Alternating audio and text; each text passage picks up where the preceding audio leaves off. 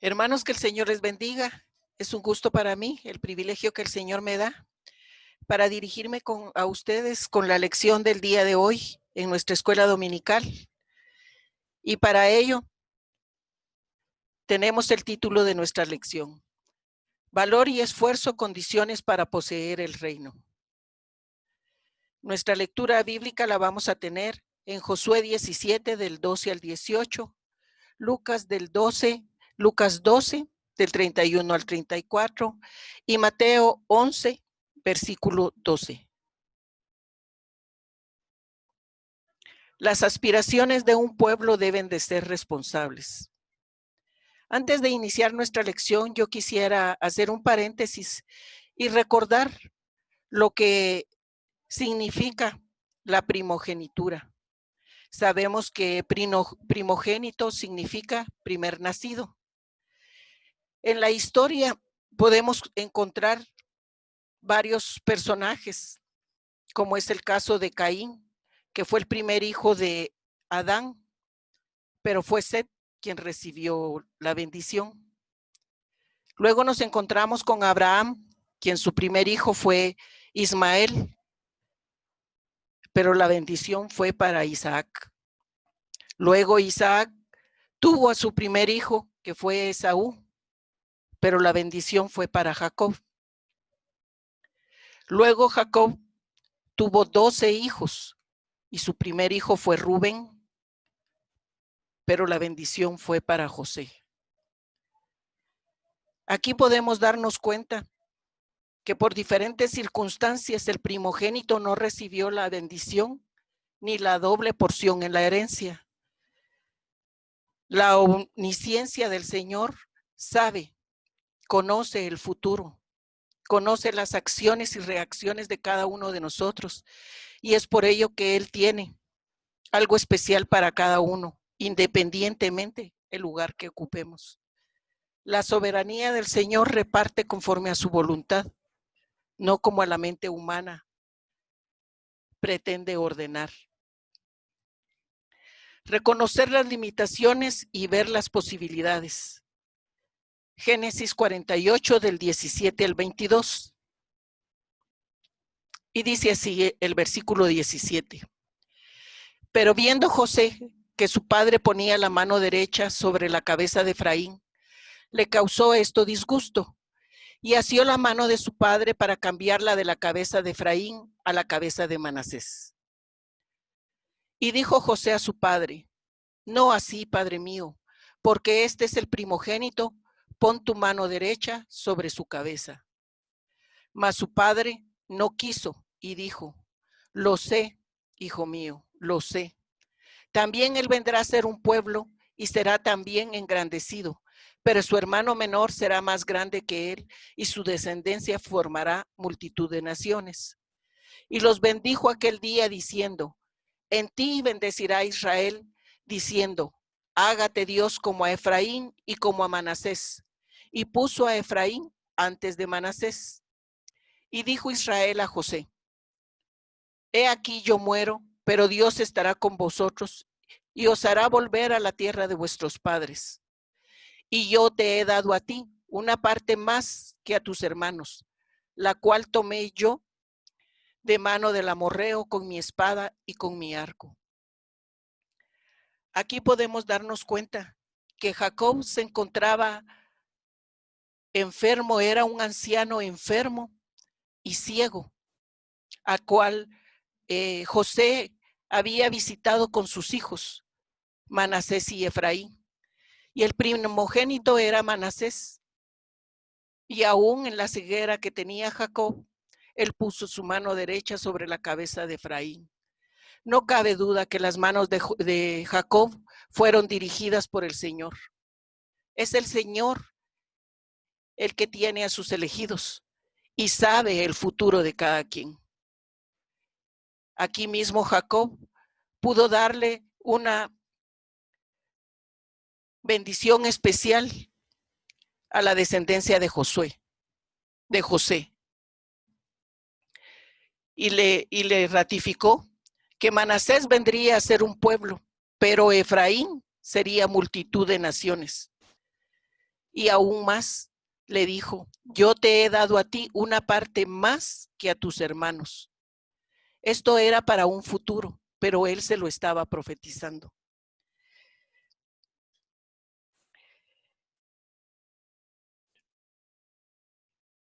Manasés se convertiría en un pueblo y Efraín en multitud de naciones. De entre los 12 hijos de Jacob, José fue el único cuya descendencia se dividió en 2 tribus.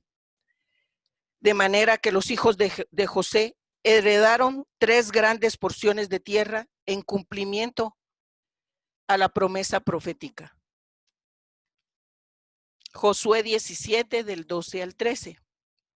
Mas los hijos de Manasés no pudieron arrojar a los que de aquellas ciudades, y el cananeo persistió en habitar en aquella tierra.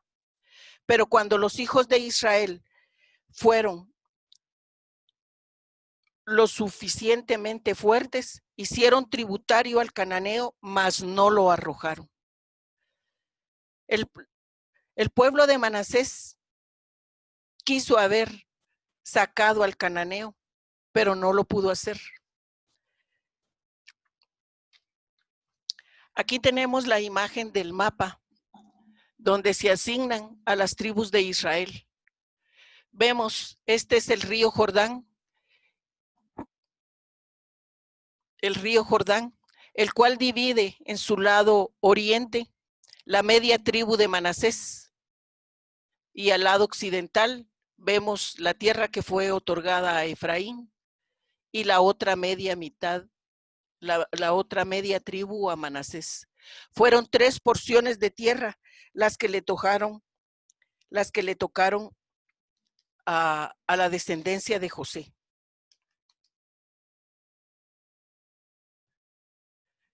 Saber cuándo y cómo reclamar una bendición. Josué 17:14. Y los hijos de José hablaron a Josué diciendo, ¿por qué nos has dado por heredad una sola suerte y una sola parte, siendo nosotros un pueblo tan grande y que Jehová nos ha bendecido hasta ahora? La falta de respeto que demostró la descendencia de José para el siervo de Dios, Josué, y utilizando los argumentos que, lejos de ayudarlos, obraron en su contra. El ser un pueblo tan grande era una ventaja, pero a la vez los comprometía a demostrar su grandeza no por su número, sino por su fuerza. Aquí aprendemos que aunque existen promesas de Dios para nosotros, es nuestro deber trabajar y luchar por las mismas, para que las mismas se hagan realidad. Aquí podemos ver en esta cita de Juan 15, del 7 al 14. Si permanecéis en mí y mis palabras permanecen en vosotros, pedid todo lo que queréis y os será hecho. En esto es glorificado mi Padre, en que llevéis mucho fruto y seáis así mis discípulos. Como el Padre me ha amado, así también yo os he amado. Permaneced en mi amor. Si guardareis mis mandamientos, permaneceréis en mi amor, así como yo he guardado los mandamientos de mi Padre y permanezco en su amor. Estas cosas os he hablado para que mi gozo esté en vosotros y vuestro gozo sea cumplido. Este es mi mandamiento, que os améis unos a otros. Yo os he amado. Nadie tiene mayor amor que este, que uno ponga su vida por sus amigos. Vosotros sois mis amigos, si hacéis lo que yo os mando. En repetidas ocasiones nos gusta memorizar partes de la Biblia, y esta es una parte que nos encanta memorizar. Pedid todo lo que queréis y os será hecho. Nos sentimos merecedores de que el Señor nos dé todo cuanto le pedimos, que cumpla todos nuestros deseos. Pero no nos detenemos a ver la condicionante. Si permanecéis en mí y mis palabras permanecen en vosotros.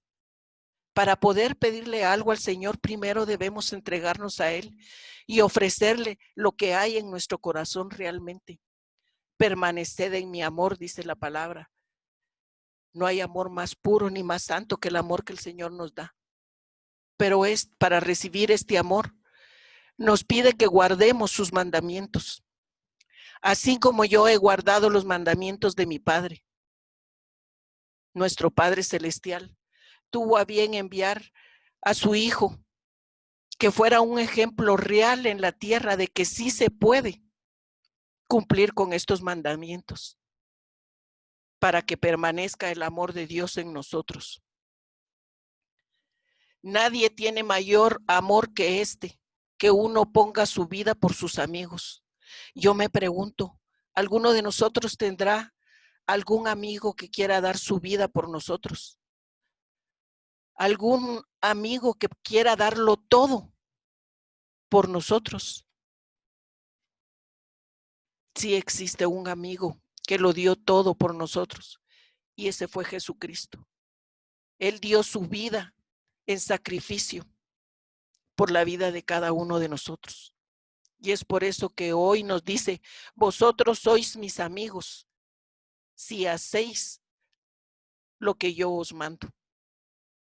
Hay una condicionante, hermanos. No es solamente de pedir, no es solamente de pensar que no lo merecemos todo. Debemos hacer algún esfuerzo. Grandes proyectos requieren grandes esfuerzos. Josué 17, del 15 al 18. Estar dispuestos a esforzarnos. Y Josué les respondió, si sois pueblo tan grande, subid al bosque y haceos desmontes, allí en la tierra de los fereceos y los refaitas, ya que el monte de Efraín es estrecho para vosotros. Era un pueblo grande y se esperaba que tuviera fuerza laboral para hacer esos desmontes. Eso quería decir que pudieran talar todos los árboles y hacer una tierra apropiada para poderla habitar. Pero ahí todavía se encontraban los fereceos y los refaitas, los cuales eran fuertes y contaban con gigantes entre ellos. Yo me pregunto, ¿acaso la tribu de Manasés no sabía que Jehová era mucho más fuerte y mucho más gigante que cualquiera en esta tierra? ¿Acaso el pueblo de Manasés tenía duda y eso es por eso que le preguntaba a Josué y reclamaba por lo que el Señor les había otorgado? Por cobardía y negligencia todavía no habían conquistado. Muchos queremos recibir todo sin dar nada a cambio. Hay muchos que decimos queremos servir a Dios, pero no tenemos esto o lo otro. Siempre existe un pero. No llego temprano. Yo quisiera llegar temprano, pero tengo este problema. Yo quisiera ofrendarle al Señor, pero no me alcanza el dinero. Yo quisiera dedicarle un tiempo al Señor y escudriñar su palabra, pero no tengo tiempo para ello. Yo quisiera orar, pero me distraigo. Para todo encontramos un pero.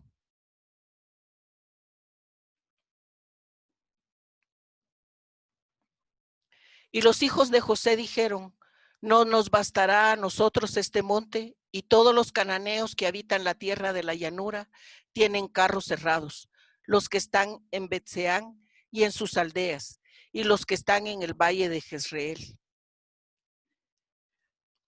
La ambición de Manasés lo hacía suspirar por esas llanuras. Él sabía que en esa tierra ya no había nada más que hacer, simplemente llegar y habitarla. Pero desafortunadamente para ellos se encontraban todavía los cananeos en esa tierra y tenían carros cerrados. Estos carros cerrados como en la figura aparece. Estos carros cerrados no eran otros más que revestidos de metal y hierro, que los hacía fuertes en el momento de la batalla. Y ellos le temían a eso, porque lo pusieron como pretexto. Aquí nos damos cuenta que a la tribu de Manasés lo que le hacía falta era fe, convicción. Pablo nos dejó un concepto claro de lo que significa la fe. Es la certeza de lo que se espera, la convicción de lo que no se ve. Un concepto en el cual vemos muchos ejemplos en la Biblia. Y uno de ellos es Rahab. Rahab tenía la convicción de esperar que el pueblo de Israel venciera en el momento que llegara a Jericó. Sabía que la muerte les esperaba si el pueblo de Israel llegaba al pueblo de Jericó. Rahab dijo, he oído del Dios de Israel, de Jehová, que secó el mar rojo para que su pueblo pasara. He oído que el pueblo de Israel venció a los reyes amorreos. Rahab no vio, ella simplemente escuchó, pero lo más importante, creyó lo que escuchó. Sus oídos fueron abiertos para que hubiera convicción sobre lo que no había visto, pero estaba segura de lo que esperaría. Era lo que le hacía falta al pueblo de Manasés. Ellos sí habían visto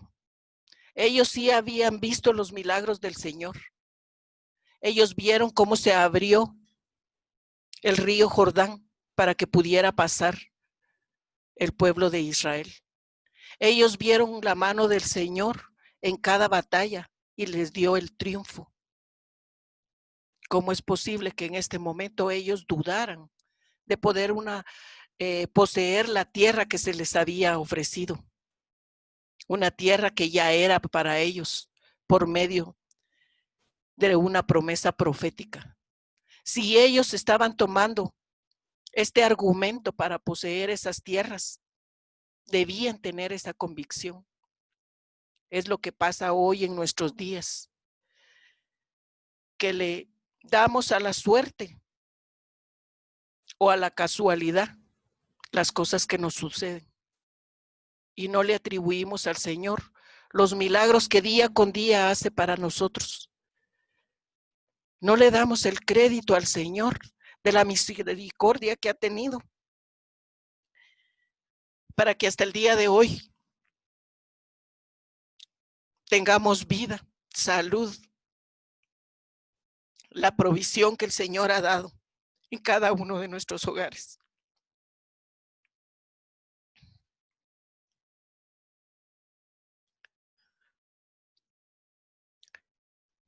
Usar todos los recursos disponibles. Entonces Josué respondió a la casa de José,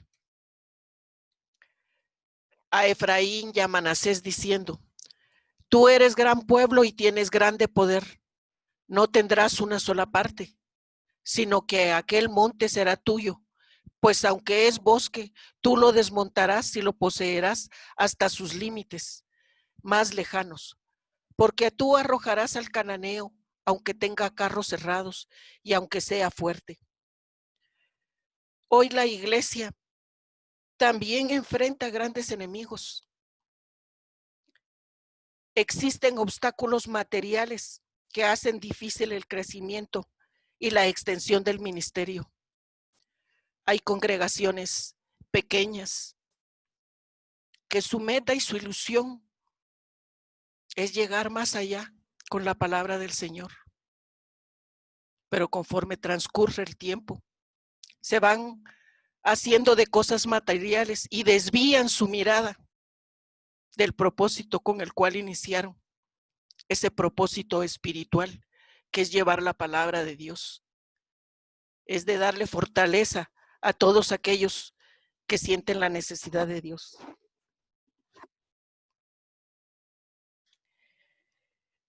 Ellos mismos confesaron ser un gran pueblo y tener gran poder. Si lo que decían era verdad, ¿qué más necesitaban? Si solo hacían alarde de virtudes y características que realmente no poseían y su intención era solo impresionar a sus gobernantes. Josué usó una estrategia administrativa donde no negó que eran un pueblo grande y que tenía mucha fuerza. El problema era que tenían que comprobarlo. Y ese era el problema que tenía la tribu de Manasés.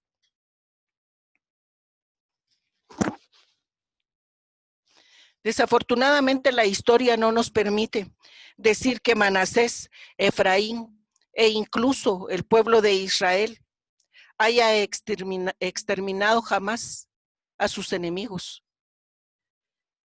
Pero esta es una lección espiritual. Si no hay obediencia, si no hay consagración, si no hay sacrificio, nunca podrá el pueblo de Dios ser poseedor de todo lo que el Señor ha destinado para cada uno de nosotros.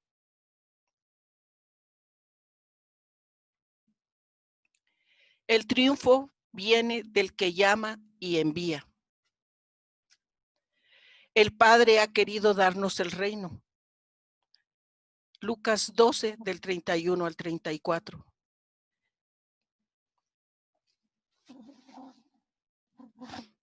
Mas buscad el reino de Dios y todas estas cosas os serán añadidas. No temáis, manada pequeña, porque a vuestro Padre le ha placido daros el reino. Vended lo que poseéis y dad limosna. Haceos bolsas que no se envejezcan, tesoro en los cielos que no se agote, donde el ladrón no llega ni polilla destruya. Porque donde está vuestro tesoro, ahí estará también vuestro corazón.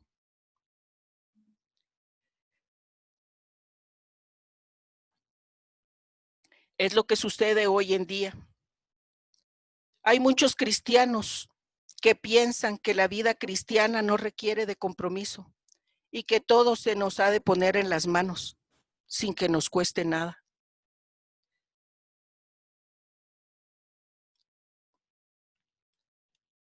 Esta lectura nos dice: buscad el reino de Dios. El reino de Dios lo vamos a encontrar en su palabra. El reino de Dios lo vamos a encontrar en su presencia. El reino de Dios lo vamos a encontrar en nuestra vida cotidiana consagrada hacia el Señor. En lecciones anteriores aprendimos que son pocos los llamados, son muchos los llamados y pocos los elegidos. Aquí vemos cómo el Señor nos llama manada pequeña. Esforcémonos por ser parte de esa manada. Porque el Señor pudo haber indicado que aquí únicamente dijera manada, pero es una manada pequeña. Esforcémonos por mantenernos dentro de esa manada.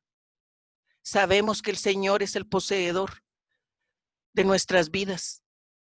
Es a Él a quien tenemos que suplicarle porque nos mantengamos fieles a su palabra. Porque donde está vuestro tesoro, ahí estará también vuestro corazón. Hoy sabemos que el Espíritu Santo se encuentra dentro de nosotros. Ese es nuestro tesoro. Eso es algo que no cualquier persona puede discernir. El tesoro más maravilloso que el Señor nos pudo haber dado es su presencia en la vida de cada uno de nosotros. Y hoy mora en nuestro corazón. El Espíritu Santo es el que redarguye nuestras vidas y nos llama al orden.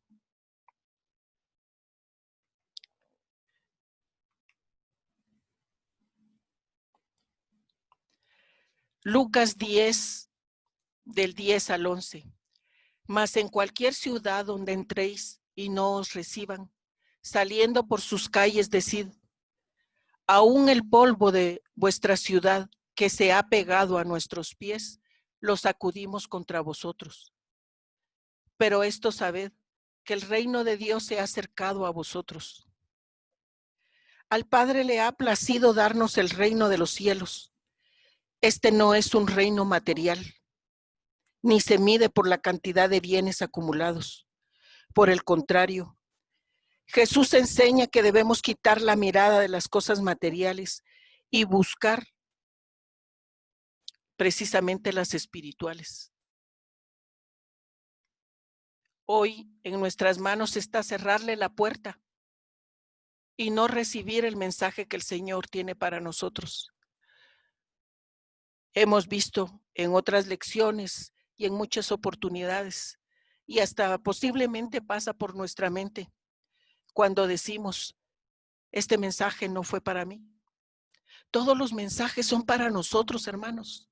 En todos los mensajes nos podemos ubicar en alguna parte del mensaje. No pensemos que la palabra no es para nosotros.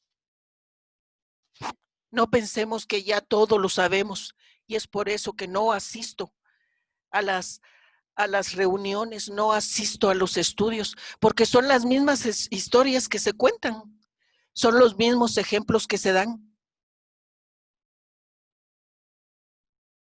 En cada momento que repetimos cada historia, es un diferente mensaje el que recibimos. Solo que tenemos que tener nuestros oídos atentos a escuchar, a retener la palabra, a buscar, a preguntarle al Señor en este mensaje: ¿cuál era la lección para mí? ¿Qué es lo que tú tienes, Señor, para mí? La palabra dice que nos conoce a cada uno en particular. Entonces, ¿por qué no nos va a hablar en particular? ¿Por qué no nos va a decir al oído lo que el Señor quiere de cada uno de nosotros? Venimos a las reuniones o a las lecciones como uno más, como un grupo más.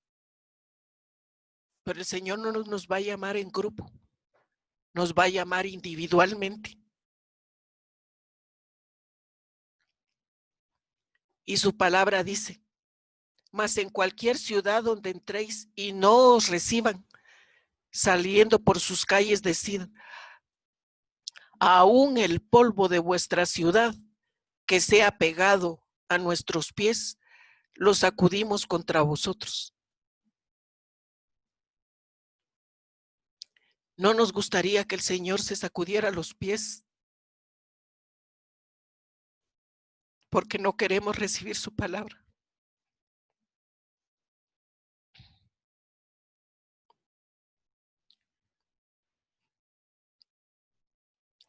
Porque en algún momento Él diga: no te conozco.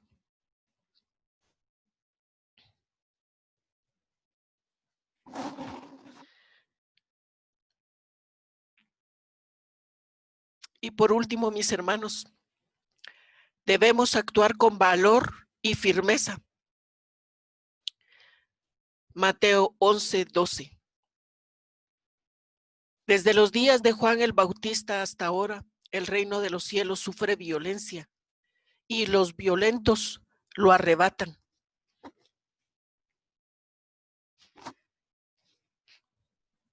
Este versículo no nos llama a usar la violencia física,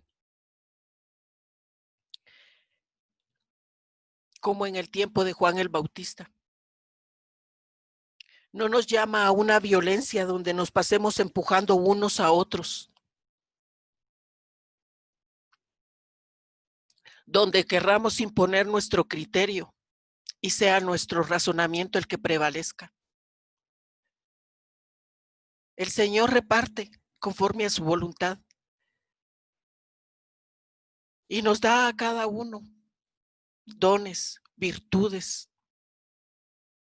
Explotemos esos dones y esas virtudes, pero de la mejor manera, escudriñando la palabra de Dios, para que Él discierna en nuestro corazón y tengamos claro el mensaje que el Señor tiene para nosotros, pero con valor y firmeza, no para atacarnos unos a otros. Tenemos mucho que trabajar, hermanos, pero en la vida de cada uno de nosotros. Ese es el trabajo primordial que tenemos, ordenar nuestras vidas si queremos alcanzar el reino de Dios. Espero que el mensaje de esta lección tenga un propósito en la vida de cada uno de ustedes, como lo ha tenido en la mía. Porque el Señor no hace indispensable a ninguna persona. Siempre va a tener a alguien para ocupar el puesto que hoy tenemos y haga de mejor manera el trabajo que nosotros hacemos. Esforcémonos, esforcémonos para poder mantenernos. Que las distracciones de este mundo no nos roben la consagración al Señor. Los violentos lo arrebatan, dice. Arrebatémosle a los pasatiempos, a las distracciones, ese tiempo que debemos dedicarle al Señor, ese tiempo que debemos consagrarnos al Señor. Que el Señor les bendiga, mis hermanos.